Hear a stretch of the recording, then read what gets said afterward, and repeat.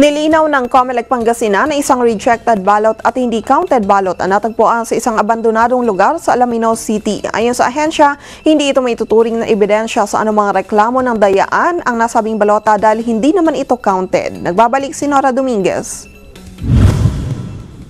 Isang rejected ballot at hindi counted ballot ang natagpuan na balota sa lungsod ng Alaminos, Pangasinan. Itong pahayag ng Attorney Joel Hines, Provincial Election Supervisor, kaugnay sa natagpuang balota sa isang abandonadong lugar sa Alaminos City. Anya, iisang rejected ballot lang ang natagpuan at naisama sa basura na dapat sana'y ibalik sa election officer.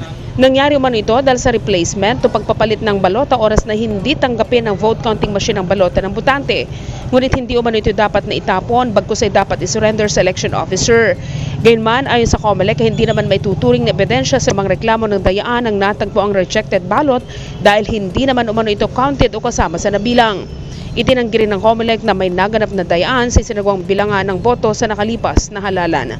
Mula sa lalawigan ng Pangasinan para sa Eagle News, Nora Dominguez, IM 125.